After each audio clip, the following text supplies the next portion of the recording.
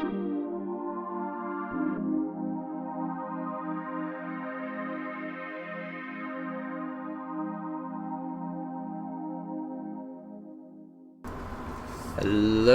ladies and gentlemen. We are live now with episode 126 of Sc2upandComing.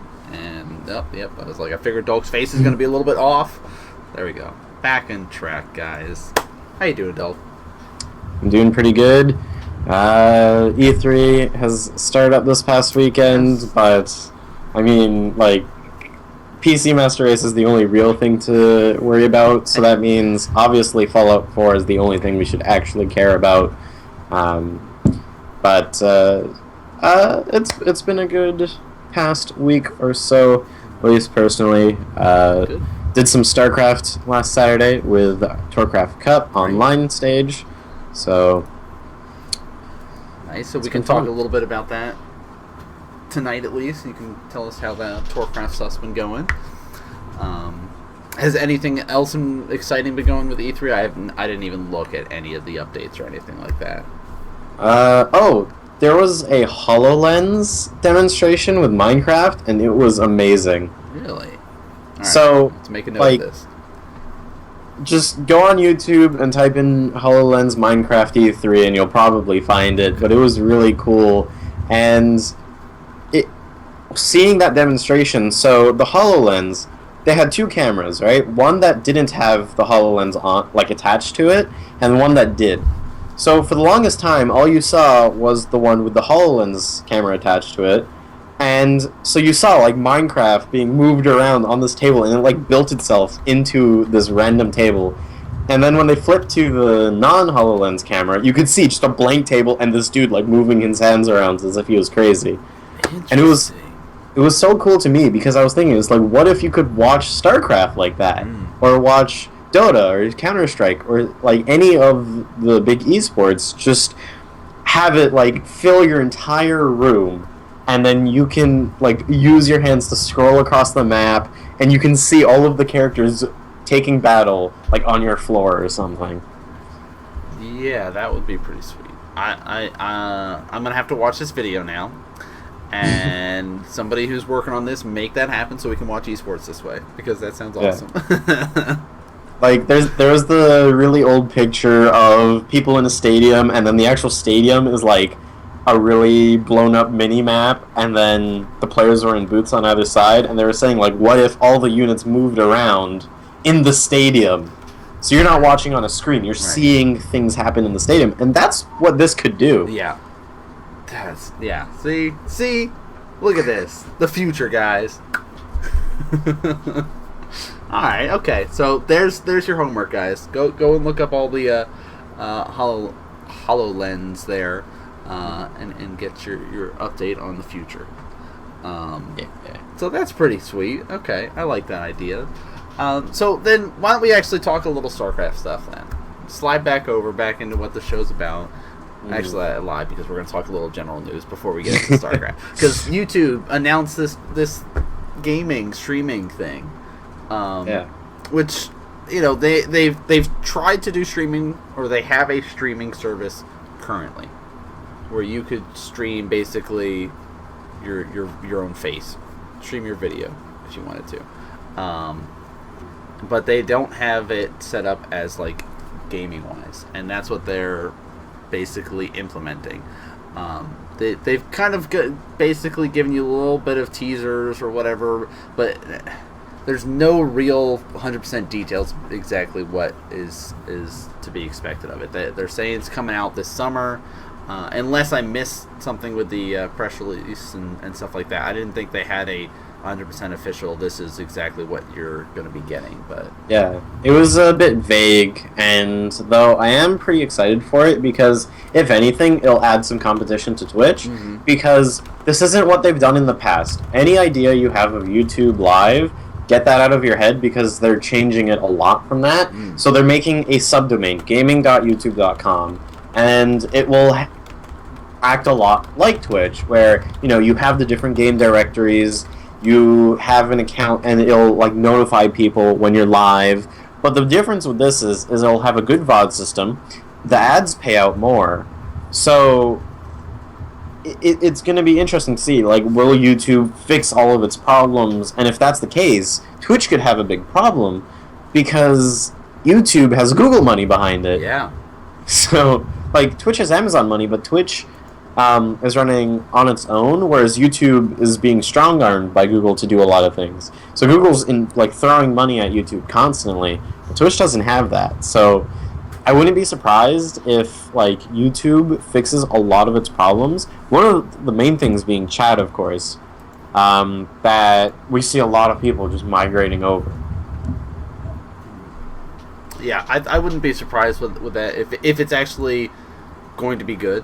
And I don't see why if they put time into it, it can't be good. I mean, just like anything that's going to be launched right away, it's going to be probably not tip-top shape. So, don't go into it expecting 100% it's going to be the best thing you've ever seen. But I'm down for giving it a try and testing it out. Like, I've been on YouTube since 2005. So I'm old, and when YouTube came out, I got on YouTube. So having the ability to stream games on there would be a lot of fun. So I'm excited to try it out. We'll have to see what everybody else is into. I mean, a lot of people just upload their VODs to it anyway. So being able to tie everything in a little bit more, I think will be good. So. Yeah, good stuff. So that's the general news that's not exactly StarCraft related, but still might pertain to you guys, especially if you guys thinking about streaming or whatever. That's a potential there. But we have some updates. Legacy of the Void, had some changes since last we talked. They've had some balance changes, a couple general changes, and things like that. I think they also talked about adjustment to Archon mode. So why don't we just dive right into things with one of the big ones of Archon mode. What's exactly going on with the update? Alright, so for Archon mode, they realized, okay, so a lot of the time, someone will just hotkey their entire army. But the problem is that normally it kind of gets split up, macro and micro, or like doing something with the main army, doing a lot of second prong attacks, and that can normally lead to someone hotkeys some units, and then the other person still has them hotkeyed, so it ends up screwing up the unit control. So what Blizzard is looking to do is propose the ability of, if you do Alt plus your hotkey number, it will instead remove it from all other hotkeys in the game. So it will only remain in the most recent control group that you set it to. And this is probably a very good idea, is that way, like, okay, say I want to take some Marines over to another base, now I'm not going to have to worry about them suddenly walking away from the other base. Alright, so overall, good changes then. Sounds like it all makes sense. I like it. Was there anything else with the Archon mode, or was it basically just like control-wise and stuff like that? That was pretty much it. Okay. And they noted like they didn't want to do too many changes with it right away because of the fact that it's only arranged teams. They're not going to let random teams. So they were saying like, only fix problems that can't be fixed with communication. Cool. I like that. Makes a lot of sense there. So another thing before we get into the balance change is that they are potentially going to be doing some improvements, as they call it, to the mini-map there. Just to kind of doing some stuff with being able to have things show up a little bit better. Like they've talked about how sometimes it's confusing when you're looking at destructible rocks and towers and all this other stuff on the map. Spawn locations and things, basically just distinguish things a little bit better. And I know they noted that they had not started this change, but something that they're hoping to start working on. So just something that we can start to expect in the future there. But we do have some balance changes. Basically, a lot of the races were able to have some adjustments. It looks like there's been some additions too for some of the new abilities. First of which, Ghost got a new ability. Yep. Which is pretty cool to see some like changes to a unit that not expecting to see much change to, but I like that they're actually going through the units and checking them all out, see if there's something that can be done with them. So Ghost gaining this new ability that spawns a flying drone on an enemy target. The drone would channel a beam at that enemy unit, reducing its armor by 3, which is actually pretty cool. Of course, the drone's got a fixed duration and can be attacked and killed, just like any other sort of point defense drone or anything else that might be spawned in there. It's the way they're looking at it is to help Terran armies better deal with like high armored targets. So I think that's pretty cool. And they've also adjusted the Ghost movement speed, trying to increase it a little bit, see if they can help out, give him a little bit more versatility, I guess. So that's pretty cool. I like the idea of this, giving Ghosts a little bit more use out of him. So good stuff. Hopefully people also enjoy it. I have not tested it out because, like I said, I was completely AFK over the weekend. No way to mess with anything there. But did you get a chance to test out the Ghost thing, or what do you think about that idea of a new ability? I haven't gotten to test out the recent patch in Legacy of the Void yet. I've been a bit busy over this past weekend since school is ending this weekend, or this week. But I do like it. I feel like there's a couple of other things that could be done with it, such as possibly unnerfing things that were nerfed in the past. Yeah. But, if this is how it is, then this is how it is. And I do like that they are at least trying to change things. And yeah, the movement speed increase I feel is a bit overdue. Yeah. Because the Ghosts have always felt rather sluggish. Yeah, you just got to sit there and really focus on them while you're moving them around and stuff. And yeah, I can understand that one. So changes to the Ghost there. They've adjusted Overlord there. I guess they were testing things out, and they feel that with the Nidus change that has taken place, the Doom drops have been buffed a little bit, I guess, when you with using Overlords and everything. So they are trying to have Overlords be used more for small drops. Which, okay, I'm interested to see how that change is going to affect things. So pretty cool there. Dalk, what about some of the other changes? I think Medevac got a change to her as well. Medevac. Yeah, they added a new upgrade that reduces the delay when unloading things from a Medevac. A little surprised in this one, but I guess, but I feel like it's kind of like the boosts for the Medevacs, where I don't really know why. Medevacs already are pretty good. Right.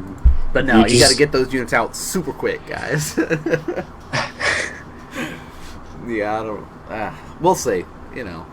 Again, it's but again, I guess a lot of people were very hesitant about the boost, and now the boost kind of just feels natural and normal. Some people might still be frustrated with it, but a couple other changes that they've adjusted in there. Disruptor damage has been increased a little bit. They just kind of did a little bit more damage to basically Protoss units, giving it plus 55 shield damage in a sense. So that's one aspect of it. Let's see, Ravager. I guess the Ravager was looking too fragile, and trying to adjust its survivability. Yes. I don't know that one, but what about the Viper? I guess the ability, they've did a slight tweak to that as well. Yeah. So parasitic bomb was apparently like too strong in like air versus air battles. So they increased the energy up by 25, so that way it's less frequent, and so that way you have to. Hold on. So normally energy being more frequent means that, or being less frequent means that you just don't use it as much. But they justify it as saying that it will create more micro opportunities somehow, which seems a little backwards. I would have thought like just decreasing its effectiveness rather than your ability to use it would make more sense. Yeah, who knows? A couple other slight changes there.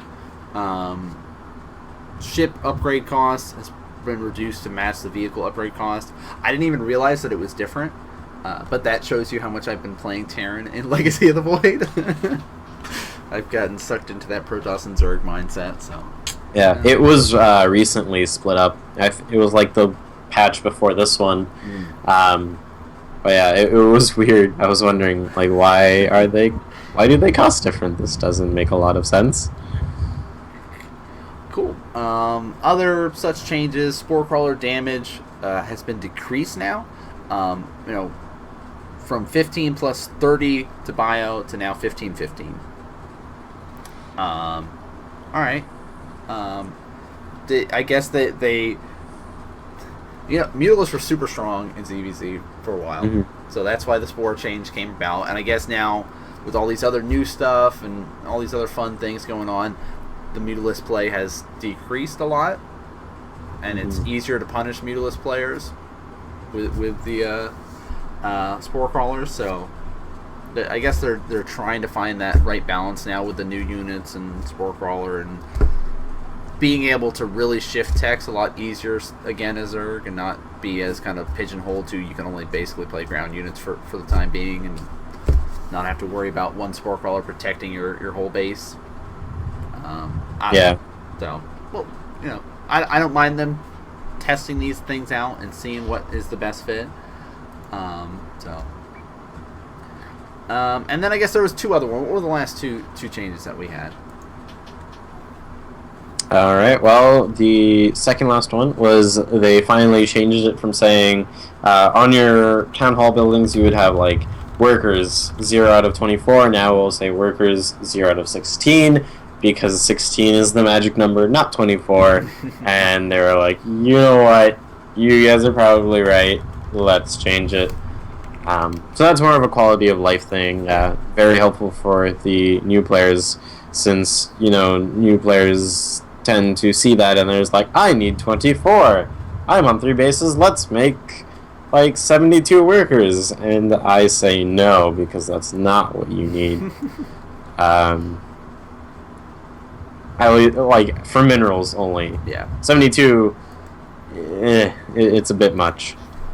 Well, and then the last one is that Liberator in their anti-ground mode, their radius isn't designated by the giant very active circle thing that they had. It's now just going to be a dotted circle similar to Siege mode, but the wanting to plant down the target, that will still remain as it was. Okay. And this is good because having more than 5 Liberators, you just don't know what is going on anymore. They just start overlapping. And it just does not look very nice. Yeah, it gets a little bit chaotic there. So, cool. Good stuff going on with Legacy of the Void, and again, that's something that we're going to keep you guys up to date with each week when we can, and let you know how things have been going. Orcon mode and stuff is in full swing. Been playing some of that, so we'll keep you guys up to date on how that's going. And that was it for the general news. This week we have had a couple more team and player changes, though. A lot of people leaving, though. Not really many people being signed, but just kind of want to highlight these a little bit. 'Cause a lot of these players are old school players, players that have been around for quite some time. One of which we see that Zaka has left Team XMG. which puts now Team XMG with I don't think really anybody left. No. I believe so, actually. Do they still have a team? Or am I thinking of another team? No, I don't know if they have anybody left. No, yeah, that was it. Zaka, I guess, and Todd officially left at the same time as the last two players, and which announced their disbanding. Mm-hmm. Yeah. So. Well, I guess technically Madalist and Apollo are still personal sponsored by them.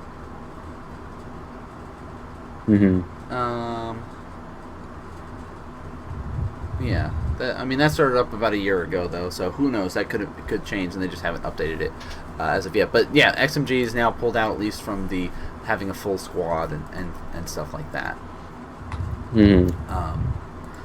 Other team and player changes we've had. Hasawabs has officially made the switch and left Mel's to play Heroes of the Storm. It doesn't say. I don't know if it said actually if it officially said where he's going.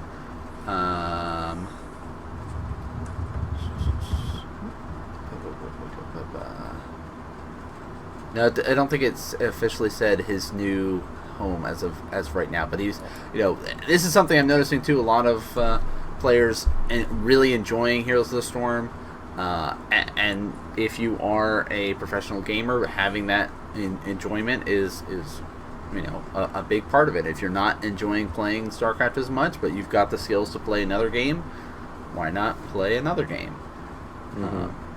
Like we've seen it with a lot of players. Like Idra is playing on the EGs. I know Sheth was even playing on Heroes for a little bit. Grubby is pretty much playing Heroes like nonstop. So a lot of the Warcraft 3 guys too, Europeans, I feel are going to be switching over as well. So just sucks. Hasawab's been playing for a long time, and he's been on Mouse for 11 years, which I didn't realize. Yeah, he's been around for a while, and I believe he has a Heroes team. He's just not on a sponsored Heroes team. So, yeah. So,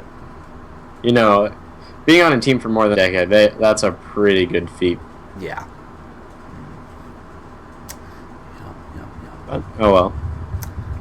And the last team and player change, another old school player, Straylock, has kind of officially retired as well there. So sad to see, but who knows what the future holds for some of these guys. But Dalk, why don't we slide over and talk about upcoming events and recap some of the stuff that's been taking place. All right. Well, up here in Toronto, Ontario, we will be having Radeon Extravaganza this weekend. Spectating is free, and it's an AMD, it's their annual event, so there's going to be a lot of free things. If you go to eschamp.com/AMD Gaming, you can scroll all the way down to see a list of all the sponsors, and they will all be there, and they will all most likely have things for you to receive in raffles or otherwise. It's all weekends. We have CSGO, Dota 2, and StarCraft 2. CSGO and Dota 2 are at 3K each. SE2 actually was supposed to be 1K, but then Oddly Studios came in and sponsored another 500, so that's at $1,500. Now, it does seem like StarCraft 2 is getting less prize pool, but we're actually paying out the most individually, so there's that. Cool. That's all good news. Yeah. Awesome stuff there. So let's see what else we've got going on. Copa America has been going. We had another group take place. Group B finished up there. And because it's Copa America, we had to have a Zerg advance, basically. It's just we've got so many Zergs, they have to advance. Now, Jim Rising got first in his group. He's been around for a while. He's been in a lot of the foreign spotlight, playing in many events there, so a lot of people might be familiar with him. Smile was the second place finisher there. Smile I'm not as familiar with, actually a Peruvian player there. He actually apparently is playing for My Insanity's Academy team. So that's pretty cool. Good to see that taking place. And then Zion's and Akraz or some variation of their names did not advance out, sadly. So better luck to them next season. But Group C we've got coming up. And, looking through the list, a lot of people are kind of thinking, okay, we know who's going to advance. But, don't just count all these players out. I mean, if you look at Group A, Cham didn't advance out, which a lot of people were expecting him to do. But, Dalk, what about Group C there? All right, for Group C, we've got B-Lord, Byrada, Cinder, and Tonho. I'm thinking this one will be B-Lord, and I want to say Cinder. Those are the two players that I've seen the most out of all four of them. Byrada and Tonho I haven't seen in like a year, so I don't really know how well they're doing right now. But this group I feel should be interesting. Mainly because the three at the bottom, Byrada, Cinder, and Tonho, are a lot closer in skill from what I remember. Yeah. So that's always going to be fun. I like those sort of groups where you've got that kind of anybody has that potential to get out of those three and stuff like that. So that'll be cool. That's going to be on Thursday, guys, if you're keeping up with things there on the 18th there. So we just kind of wanted to highlight it for you. Group D, of course, will be taking place next week, and we'll go over that one when we recap Group C there. So Copa America taking place there. Shoutcraft Clan Wars, we've just sort of kind of been highlighting, who's going to be playing their match coming up kind of thing. And we did have a little bit of a result there. My Insanity kind of just crushed EG, 4-0'd them. So good job, guys. We're able to bring out the big guns. Sadly, we didn't get to see Suppy. We had all that speculation about how he's been playing, but didn't even get to his match there. Unfortunately so. But coming up this week, actually we've got two matches. We've got Root versus Baguette, and then Clan Who versus Complexity Invictus. Unfortunately, I don't know. Well, there is no released roster for either of them. Not yet, sadly. But Clan Who versus Complexity Invictus should be pretty good. Yes. Agreed. So, good stuff coming up with the Shoutcraft event. So make sure you guys are staying tuned for that. And the Legacy of the Ultras. Do we have any updates, any changes to our kind of top couple spots? Let's see, right now we've got Nurcho in first with 8-1, Parting with 5-0, Semper with 5-2, and Beastie Cutie with 5-3, and that's our top four. Right below is Lambo, Mana, and QXC, all with like 5-3, 5-4. Yeah. So I'm glad to see Semper doing well. He is a rather lesser known Canadian player, and he's a cool guy from what I remember. And so I'm glad to see him doing well in the new game. Yeah. Awesome to see. And you're also looking at it and noticing that maybe some of the Korean players are not dominating as much as maybe a lot of people thought would just be complete Korean crushing. So, that's always interesting to note. It's still early in the season, but cool to see some of the players like Semper, like BCQT, like Nurchio pulling themselves up to those kind of top couple spots there at the front right now. I still wish we could see the Muslim and Kiwikaki play, but whatever. We'll have to wait, I guess, and watch them play more later. So we'll keep you guys up to date on how things have been going with the Legacy of the Ultras. It's just another one of those kind of continual events that we're following there. Last week we did kind of talk a little bit about IEM that it's coming up. I just wanted to kind of highlight and mention again, guys, since that's about a month away now, that Shenzhen is going to be taking place July 16th. So we'll get into more details with that as it gets closer to the event for that. And the MSI Masters, I don't believe there's been any updates for that because I think that's like the beginning of July as well, isn't it? Yes. Okay. It's next month. See, there we go. All this stuff like coming up, guys. That's another one of those episodes there. But that leaves us with WCS, and I know that they kind of did an announcement of like, here's some of the people to expect, here's some of the people doing coverage, that sort of thing there. So, Dalk, why don't you give us a rundown of who we can expect to see at the Season 2 finals? All right. Well, you've got, of course, the usual Rotterdam, Nathanius, Apollo, Caleris, Todd, and joining them will be the new ESL acquisition of Chobra, as well as Pig, In Control, and Huck. Yeah. So that's going to be exciting to see. Like seeing the return to have Pig and Huck joining up with those guys. I think that'll be a nice mix. And then Funka and Flo will be doing the observing for the event. So, nice mix of coverage team there, I'd say. And that, of course, guys, is going to be coming up the 26th of June. So very soon. Get yourselves ready. So why don't we talk then, just highlight, since that is coming up actually a little over a week away. Just quick highlight for us, Dalk. Who are we expecting to see at the round of 16 for the Premier League? All right. Well, in the round of 16, we'll be having 4GG, Bunny, Hydra, Gung Fu Panda, Harstum, Firecake, Marine Lord, Holt, Lilbo, TLO, Iaguz, IA, Rhett, Jaedong, Patreus, and Stardust. So we've got a lot of big names here, and a lot of names that I haven't seen in a while, and I have to go pull out my old NASL Season 3 back from 2012, the cheerful that said, follow at Liquid Red. Yes. It is finally time to revive that meme, guys. So I hope you all bring signs that say, follow Liquid Red next weekend, as they will be highly necessary. They will. Especially in a group of pretty much all Zergs and Stardust, so that'll be a fun one.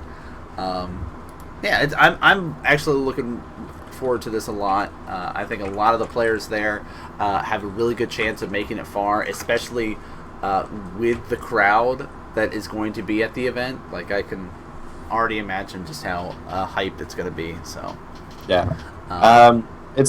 I know Saturday and Sunday, I believe, are already sold out, or it was Saturday and Friday, but the individual day tickets are already sold out, and we've already sold out an entire first wave of tickets, so... Wow. Yeah, so get hyped. Cool stuff there. We'll talk a little bit next week, because that'll be kind of our lead into... Actually, next week will be our lead into the event and everything. So, what about the Korean League? What's been going on over on that side of things? All right. Well, over in the SBNU StarCraft 2 Star League, the second semifinals is played of Classic versus Stats, and Classic won that out 4-2.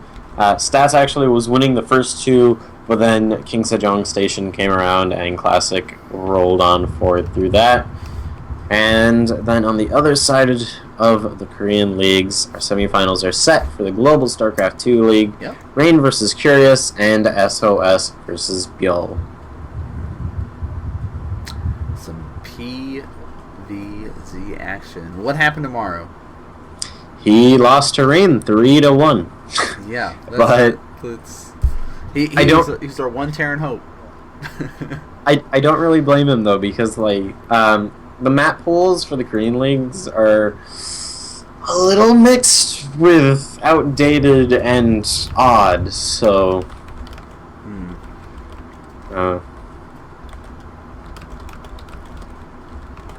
Well, we'll have to see how the rest of the semifinals go for like the GSL, and then the finals are pretty much set. Dream Classic, which is actually this Saturday. Yeah, this weekend here. So that's going to be pretty good. And then GSL Grand Finals is actually next weekend as well. Yes.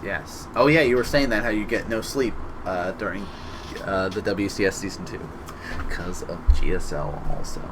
Well, that should be good. But that's kind of it. We tried to do kind of a quick week. A lot of it is just kind of the hype and build up of what's to come. With of course WCS is taking place at the end of this month, so there's a lot of excitement built up. Not a lot of people are trying to have events until after that takes place. So that's kind of how these last few weeks have been, just sort of short, quick. Here's what's coming up in the near future. But Dalk, before we kind of do sign outs and all that kind of stuff, was there anything else that you wanted to talk about, or anything else that jumps out in your mind? Not really. Come on out to Extravaganza this weekend, though. It'll be fun. A reminder, eschamp.com/AMDgaming. I'll be there. All of the ESChamp crew will be there. It'll be a ton of fun. So, and also Huck will be there, as well as EJK. So, if you've ever wanted to meet either of those, I want to meet then both. this is your chance. Sadly, I cannot make it up to the Great White North. Maybe one of these days. One day. But that's really going to do it for us tonight, guys. Again, super quick, super short there. Dalk, why don't you give us your shout-outs for the evening, sir?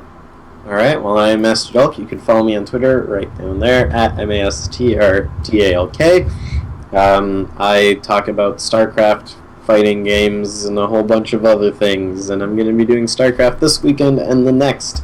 So if you're interested on an inside view of what's going on, then you can follow my Twitter musings for that. Awesome. Of course, guys, follow Kuren at KurenTV. He is not able to join us this week, but real life has sucked him in. We're going to try to pull him back into the land of the internets whenever we can, but he's just kind of silently observing like always there. Of course, you can check out the show at Sc2upandComing. You know sort of what we've got coming on up with the show. Myself at TheRealNanMan.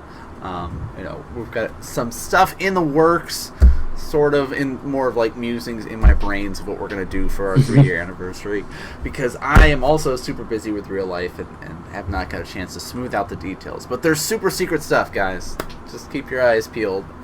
And check back next week. We'll be talking a little bit more details about WCS Season 2 finals coming up here. But that'll do it for us tonight, guys. Thanks so much for tuning in, and we'll see you guys back here same time, same place next week.